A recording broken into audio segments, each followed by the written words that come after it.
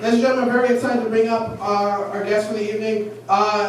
We had him on the show before, we had a blast before, and you can, this November, you can check your ballot to see his name. He's running for our New Hanover County School Board. Please put your hands together for a friend of the show, Kevin Spears, everybody. Kevin Spears.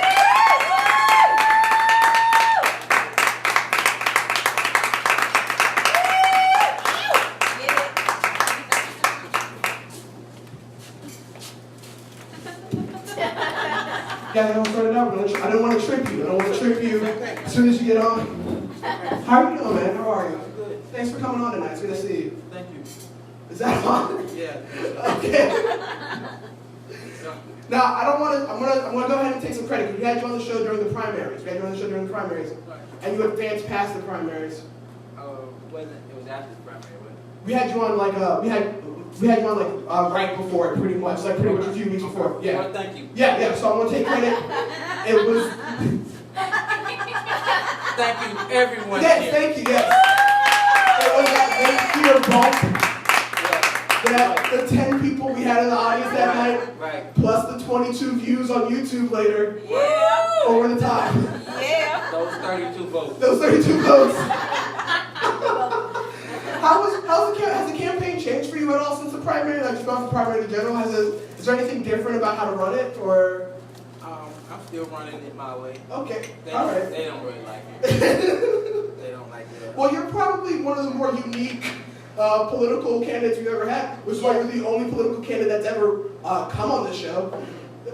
I'm probably the only political candidate that hangs out. You know? Yeah, exactly. Yeah. Yeah. I saw you at the last Bottega Slam, and Right. TMI said that there too. Like, this is the only politician that will Right. come hang out at the slam. Yeah. Yeah, I hang out. We talk politics, sit between the breaks and stuff. Drinking beer and wine, things of that nature. So when I met you, you were running like you had con karaoke going, or you had a karaoke show going.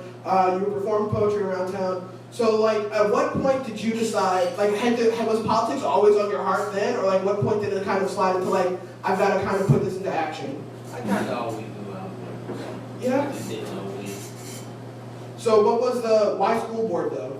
Is this the first political office you saw it, or okay? So why school board for that?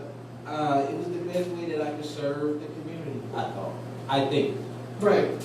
So, you know, I work with the youth, I said that before, so, Peace for the Poor, the Martin Luther King Recreation Association, so I'm always, and I'm from the neighborhood, I'm from the community, so, you know, like you say, you always see me, I'm always somewhere. Right. So it was the best way that I could serve the youth, I thought, and having a child of my own, two children of my own. Right. But having a 16-year-old, I felt like that was the best way that I could serve the community and help out. I feel that. Now, should you get into office, should you get elected, what is like number one, your day one thing? Like, what's the most pressing issue to you, do you think? The most pressing issue is the 6 failing schools. You know, that's the number one thing for me. But I think the very first time that we have a school board meeting, I went to, I'm not going to call his name out, but there's a certain person there that used to be my assistant principal when I was in high school. And what high school did you go to? I went to Lane. Okay, so who's Googling on that? Right. So I'm going to ask this young man Right. to go get me some water. I'm going to do that. Just like, are you gonna like make eye contact when you do it? Is this gonna be like? I'm going to pretend to be a little thirsty. Excuse me, sir. Do you mind getting me some water, please? Because I'm his boss. I like that. I love the simplicity of it, because it is like just the ultimate power move of when they have to lower that glass of water in front of you. Thank you.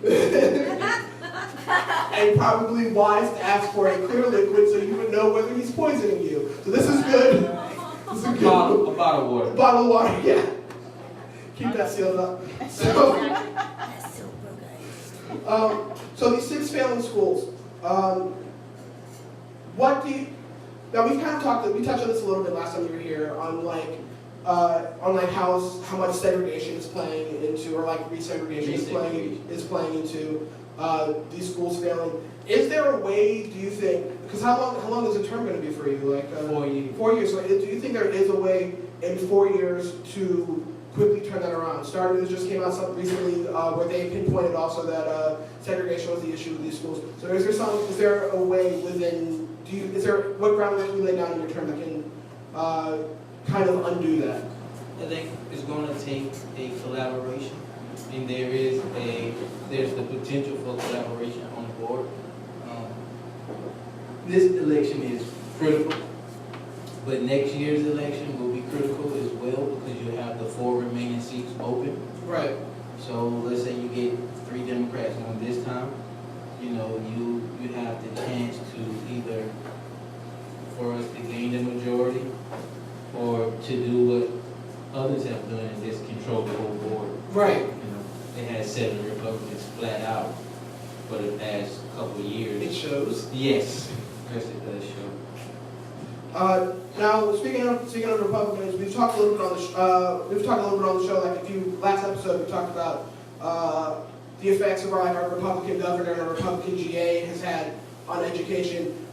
GA and the governor are up for re-election.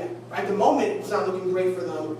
But on the chance that they do get re-elected, do you think there is a way for you to kind of work within McCrory's policies, the GA's policies, as well as trying to affect change on the local school board level? I think so. I actually brought McCrory's people down here before. Nice. Last year. And they were just here Friday. So, I do want some Republicans to vote for me. Oh, right, of course, yeah. Clearly. But, so there's the opportunity to work with them. And we have a small rapport. That's good. I don't know Pat. Right. Yeah, I don't know Pat. Well, I've never called him Pat, so I feel like you're already much more intimate. Pat, man. Pat from down the way, yeah. Yeah, man, Pat. He was here Friday at the house. I was there. Pat was there. How was that? How was the power breakfast? How was kind of dealing with him and all these people coming down? It was a power breakfast. Yeah. You cannot slight the word power with breakfast in that instance at all. Now, power breakfast, and you can correct me if I'm wrong, this power breakfast, we had, it was McCrory and Attorney General Cooper coming down, and it was just pretty much them espousing their views on on policy. Right. So slight side note, you put the words power and breakfast together, what did you have to eat? Like, what is a power breakfast? That's what I want to know. That is the power breakfast. So let me tell you, I don't eat pork, I don't eat meat. Okay. So I'm coming from the parking deck and I get in the elevator and I just smell pork and I'm like, oh my God. When you don't eat it, it's horrible to smell. Right.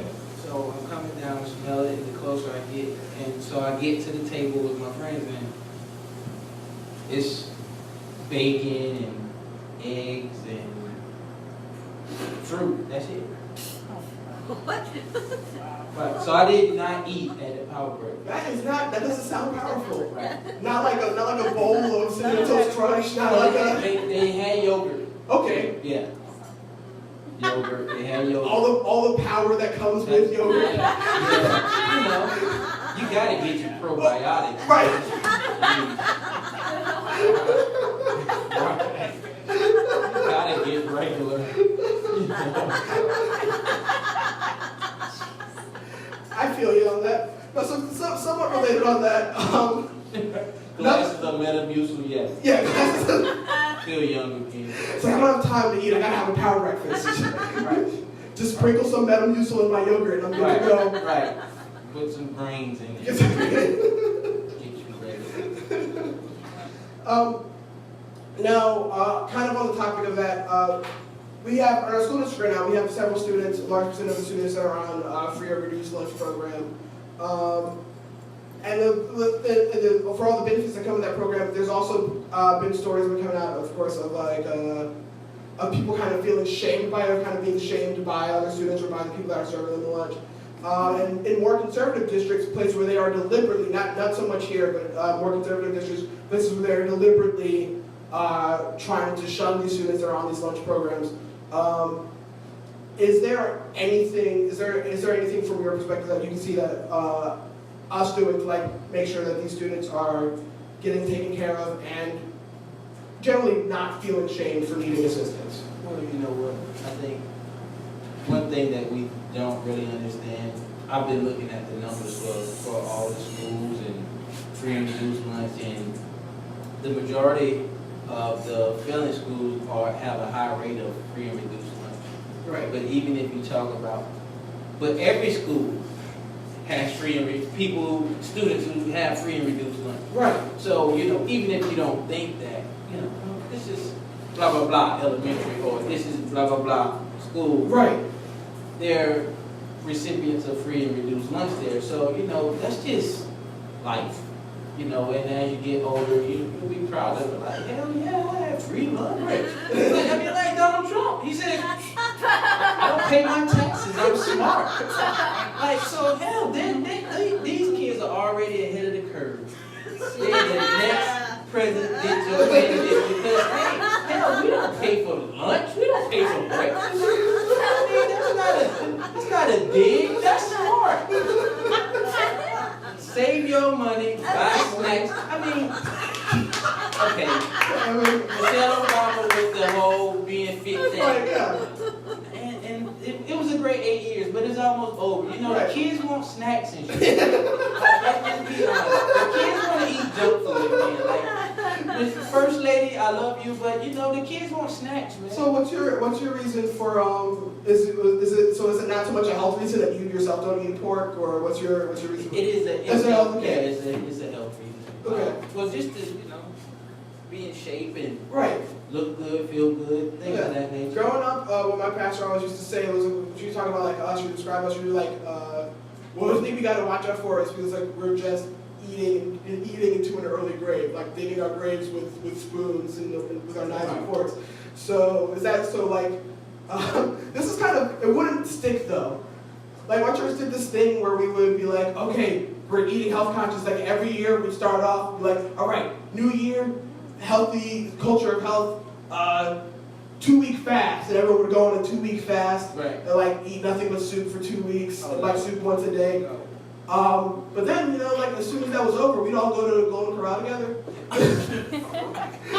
And get all the stuff back. Go to Mayflower, get all the fried fish. And we're like, we'll see you January 1st. The culture of health. Well, no, I don't eat like that. Right. I mean, but when you work out and you eat healthy, you could basically eat whatever, but you do feel kind of guilty. So, you know, I've been trying to put on a little more weight. So, you know, sometimes I'm hitting the snack machine and getting stuff that I shouldn't normally get. But trying to get into boxing weight because I got a good coach. I used to box. Really? Yeah. Around town, did you go to like the gym over on Castle or? Well, before he moved to Castle, he was on 10th Street. Okay, yeah, nice. the Wellington Boxing Center. So what happened with that? I used to train there.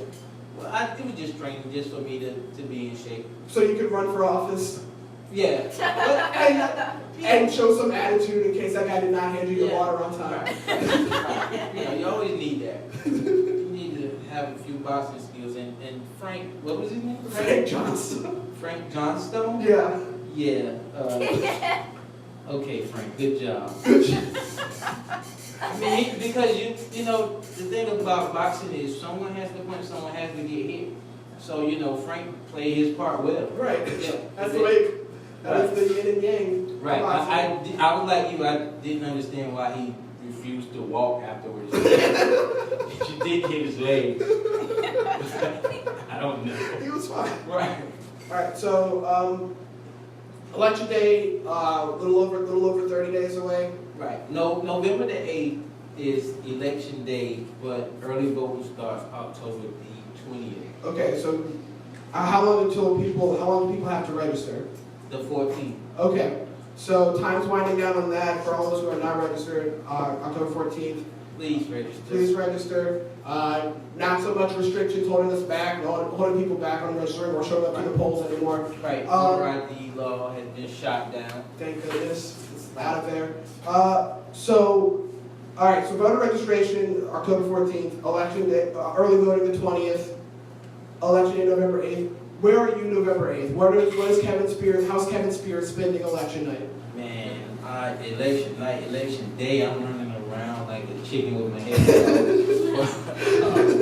Trying to go to the polls, I think that was one of the biggest things in the primary. Right. I was actually at the poll when people came in, handing out material, shaking hands, kissing babies, hugging, high-fiving, like everything. It means a lot to people, and that's one of the biggest things that I've learned, and you know why I am so visible, because people actually get to see me. They actually know who I am. Right. And you know, it's not like, well, you know, you can say, I know Kevin Spears. You're more than just a name on the Right. on the ballot or on the poster. Right. I mean, people, they call me and inbox me and text me now, like I'm on the school board, and I'm like, hey, dude, let me tell you what happened with my kid. And I'm like, I'm at work. I got things. Let me call you back.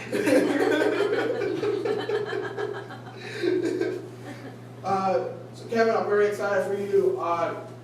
You know me, I love you. I'm gonna be voting for you. Thanks, I'm gonna man. get the word And out. congratulations on your new job. I appreciate Can I that. call Thank your you. new job? Yeah. That name? Yeah. Okay. Yes, Congratulations. yeah. Yeah, The first man. time someone's paying me to write jokes. And that's why That's it's great. great. That's great. Yeah, I'm very excited. Thank you very much for that, No man. problem, man. Kevin Spears, everybody. October 20th, early voting.